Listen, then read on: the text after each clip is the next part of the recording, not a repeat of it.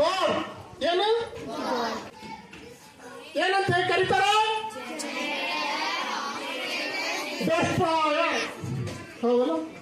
ಅಂದ್ರೆ ಸೃಷ್ಟಿಕರ್ತ, ಪಾಲನೆಕರ್ತ ಮತ್ತು ಲಯಕರ್ತ ಯಾರಿದ್ದಾರೆ ಆತನನ್ನು ಏನಂತ ಕರಿತೀವಿ ನಾವು?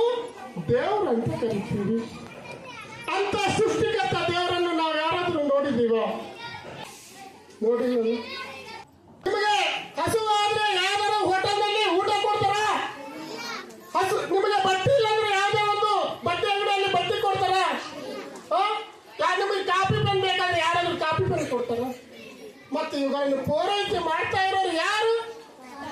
ತಂದೆ ತಾಯಿ. ಈ ದೃಷ್ಟಿಯಿಂದ ನೋಡಿದಾಗ ನಮಗೆ ಕಣ್ಣಿಗೆ ಕಾಣುವಂತ ದೇವರು ಯಾರಪ್ಪ? ಯಾರು? ಹೌದಿಲ್ಲ? ನಾವು ಈ ದೃಷ್ಟಿಕೋನದಿಂದ ನಾವು ಇವತ್ತು ಏನ್ ಮಾಡ್ತಾ ಇದ್ದೇವೆ ಅಂದ್ರೆ ನಮ್ಮ ತಂದೆ ತಾಯಿಯನ್ನು ಏನ್ ಮಾಡ್ತಾ ಇದ್ದೇವೆ? ಪೂಜೆ ಮಾಡ್ತಾ ಇದ್ದೇವೆ. ಆವಾಗ ರಾಮ ದಶರಥನ ಬಾಯಿಂದ ಒಂದು ಮಾತು ಬರದೇ ಇದ್ರು ಸಹ ತಂದೆಯ ಮನಸ್ಸಿನ ಒಂದು ಇಂಗಿತವನ್ನು ಅರ್ಥ ಮಾಡಿಕೊಂಡು ಏನ್ ಮಾಡ್ತಾನೆ? ಒಂದು ರಾಜದ ರಾಜ ಆಗೋದು ಬಿಟ್ಟು ಎಲ್ಲಿಗೆ ಹೋಗ್ತಾನೆ? 14 ವರ್ಷಗಳ ಕಾಲ ವನವಾಸಕ್ಕೆ ಹೋಗ್ತಾನೆ. ಇವತ್ತಿನ ಒಂದು ಸಿಚುವೇಶನ್ ಜೊತೆ ನಾವು ಆ ಒಂದು ಸಂದರ್ಭವನ್ನು ಹೋಲಿಕೆ ಮಾಡಬೇಕು. ಅವಾಗ ರಾಮನ ತ್ಯಾಗ ಏನೆಂಬುದು ಅರ್ಥ ಆಗ್ತದೆ ನಮಗೆ. ಮಾತುಕತೆ ಆಗಿದೆ. ಅರ್ಧ ಮುಖ್ಯಮಂತ್ರಿ ಒಬ್ಬರು, ಇನ್ನ ಅರ್ಧ ಮುಖ್ಯಮಂತ್ರಿ ಇನ್ನೊಬ್ಬರು. ಆದ್ರೂ ಸಹ ಈಗಿರುವಂತ ಮುಖ್ಯಮಂತ್ರಿ ತನ್ನ ಸ್ಥಾನವನ್ನು ಬಿಟ್ಟುಕೊಳ್ಳಲಿಕ್ಕೆ ರೆಡಿ ಆಗ್ತಾ ಇಲ್ಲ, ಬಿಟ್ಟುಕೊಡ್ತಾ ಇಲ್ಲ. ಆದ್ರೆ ರಾಮ ಒಂದು ಮಾತು ಸಹ ಹೇಳದೆ, ತಂದೆ ಒಂದು ಮಾತು ಸಹ ಹೇಳಿಲ್ಲ. ಆದ್ರೂ ಸಹ ಎಷ್ಟು ವರ್ಷ? 14 ವರ್ಷಗಳ ಕಾಲ ಎಲ್ಲಿ ಹೋದನು? ಕಾಡಿಗೆ ಹೋಗ್ತೀವಿ. ನಾವೇನ್ ಮನುಷ್ಯರಿದ್ದೀವಿ, ಅದೇ ರೀತಿ ಮನುಷ್ಯನೇ ಇದ್ದನು. ಆದ್ರೆ ಆ ಮನುಷ್ಯನಲ್ಲಿ ಎಂತ ಗುಣಗಳಿದ್ದವು? ದೈವ ಗುಣಗಳಿದ್ದವು. ಆ ಕಾರಣದಿಂದ ಆ ರಾಮನನ್ನು ನಾವು ಪೂಜೆ ಮಾಡ್ತೀವಿ. ತಂದೆಯನ್ನು ಜೈಲಿಗೆ ಹಾಕಿ ಕಂಸ ಏನ್ ಮಾಡಿದನು? ರಾಜ ಆದ. ಇತ್ತೀಚೆಗೆ ಒಂದು ಮೊಘಲರ ಪೀರಿಯಡ್ ನಲ್ಲಿ ಔರಂಗಜೇಬ ಎನ್ನುವಂತ ರಾಜ ಇದ್ದನು. ಶಹಜಾನ್ ಎನ್ನುವಂತ ತಂದೆಯನ್ನು ಜೈಲಿಗೆ ಹಾಕಿ ರಾಜ. ಅಂತ ಮಕ್ಕಳು ಇದ್ದಾರೆ. ಆದ್ರೆ ನಾವು ಇವತ್ತು ರಾಮನನ್ನು ಶ್ರೇಷ್ಠ ಅಂತ ಪೂಜೆ ಮಾಡ್ತೀವಿ, ಕಂಸನನ್ನು ಶ್ರೇಷ್ಠ ಅಂತ ಪೂಜೆ ಮಾಡ್ತೀವಿ. ಅಲ್ಲಿ ಹೇಳ್ರಿ, ರಾಮನನ್ನು ಪೂಜೆ ಯಾಕೆ ಮಾಡ್ತೀವಿ?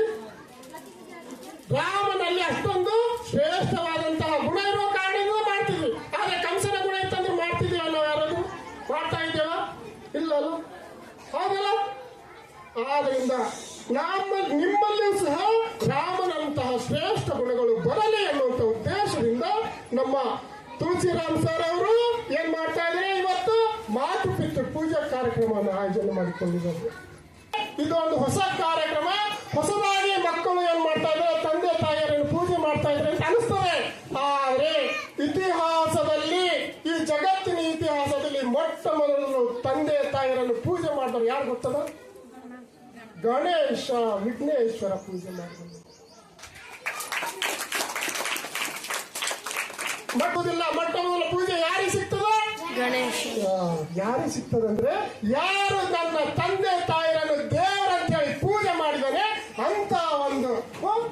ಅಂತ ದೇವತೆಗೆ ಅಗ್ರ ಪೂಜೆ ಇವತ್ತು ಸಿಗ್ತಾ ಇದೆ. ನನ್ನ ಮಗ ಇಂಜಿನಿಯರ್ ಆಗಬೇಕು, ನನ್ನ ಮಗ ದೊಡ್ಡ ದೊಡ್ಡ ಸ್ಥಾನಕ್ಕೆ ಹೋಗ್ಬೇಕು.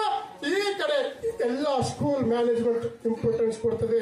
ಆದ್ರೆ ಮಕ್ಕಳಲ್ಲಿ ಒಂದು ಚರಿತ್ರವನ್ನು, ಗುಣಗಳನ್ನು, ಒಂದು ಕ್ಯಾರೆಕ್ಟರ್ ಅನ್ನು ತುಂಬುವಂತ ಇಂಥ ಕಾರ್ಯಕ್ರಮವನ್ನು ಯಾವ ಒಂದು ಸ್ಕೂಲ್ ಒಂದು ಆಯೋಜನೆ ಮಾಡೋದಿಲ್ಲ. ಇದರಿಂದ ಏನ್ ಸಿಗ್ತದಪ್ಪ ಅಂತಾರ?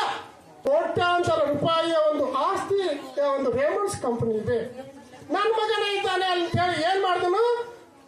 ವಿಜಯಪತ್ ಸಿಂಘಾನಿಯ ತನ್ನ ಮಗ ಗೌತಮ್ ಸಿಂಘಾನಿಗೆ ತನ್ನ ಎಲ್ಲ ಆಸ್ತಿಯನ್ನು ಬರೆದು ಬಿಟ್ಟನು. ಆದ್ರೆ ಮಗ ಗೌತಮ್ ಸಿಂಘಾನಿಯ ಏನ್ ಮಾಡಿದನು ಗೊತ್ತದ? ತನ್ನ ತಂದೆಯನ್ನು, ಹುಟ್ಟಿಸಿದ ತಂದೆಯನ್ನು, ತನ್ನಗೆ ಜನ್ಮ ಕೊಟ್ಟ ತಂದೆಯನ್ನು, ತನ್ನ ಬೆಳೆಸಿದಂತ ತಂದೆಯನ್ನು, ತನ್ನಗೆ ವಿದ್ಯೆ ಕೊಟ್ಟಂತ ತಂದೆಯನ್ನು ತನ್ನ ಮನೆಯಿಂದ ಹೊರಗಡೆ ಹಾಕಿದ್ದ. ನಾನು ಇಲ್ಲಿ ಕುಳಿತಿರುವಂತಹ ಒಂದು ತಂದೆ ತಾಯಿಗೆ ಪ್ರಶ್ನೆ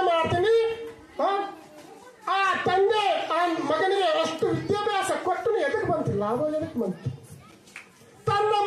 ತನ್ನ ಮಗನಿಂದಲೇ ಮನೆಯಿಂದ ಹೊರಗಡೆ ಹಾಕಲ್ಪಟ್ಟ. ಯಾಕೆ ಹಾಕಲ್ಪಟ್ಟ? ಮಕ್ಕಳಲ್ಲಿ ಈ ಚಿಕ್ಕವರಿರುವಾಗಲೇ ಒಂದು ಚರಿತ್ರೆ ನಿರ್ಮಾಣ ಮಾಡುವಂತಹ, ಕ್ಯಾರೆಕ್ಟರ್ ನಿರ್ಮಾಣ ಮಾಡುವಂತಹ, ಒಳ್ಳೆಯ ಸಂಸ್ಕಾರ ನಿರ್ಮಾಣ ಮಾಡುವಂತ ಇಂಥ ಗುಣಗಳನ್ನು ಆ ಮಕ್ಕಳಲ್ಲಿ ತುಂಬಲಿಲ್ಲ. ಎಲ್ಲ ಕಡೆ ಇದೇ ಆಗ್ತಾ ಇದೆ. ಮಕ್ಕಳು ಮೆಡಿಕಲ್ ಹೋಗ್ತಾರೆ, ಇಂಜಿನಿಯರ್ ಹೋಗ್ತಾರೆ, ಈ ದೇಶ ಬಿಟ್ಟು ಬೇರೆ ದೇಶಕ್ಕೆ ಹೋಗ್ತಾರೆ. ತಂದೆ ತಾಯಿ ಇಲ್ಲಿ ವೃದ್ಧಾಶ್ರಮದಾಗಿರ್ತಾರೆ. ಒಂದು ಗುಣಗಳ ಇರ್ಲಿಲ್ಲ ಅಂದ್ರೆ ಎಲ್ಲ ವೇಸ್ಟ್ ಆಗ್ತದೆ. ನೀವು ಎಂತವ್ರಾಗಬೇಕು? ರಾಮನಂತವ್ರಾಗಬೇಕಾ ಏನು ಕಂಸನಂತವ್ರಾಗಬೇಕಾ? ರಾಮನಂತ ವ್ಯಕ್ತಿಗಳು ನೀವು ನಿರ್ಮಾಣವಾಗಬೇಕು ಅನ್ನುವಂಥದ್ದೇ ಇವತ್ತು ತುಳಸಿರಾಮ್ ಅನ್ನುವಂಥ ಈ ಸಂಸ್ಥೆಯ ಸಂಸ್ಥಾಪಕರ ಒಂದು ಆಶಯವಾಗಿದೆ.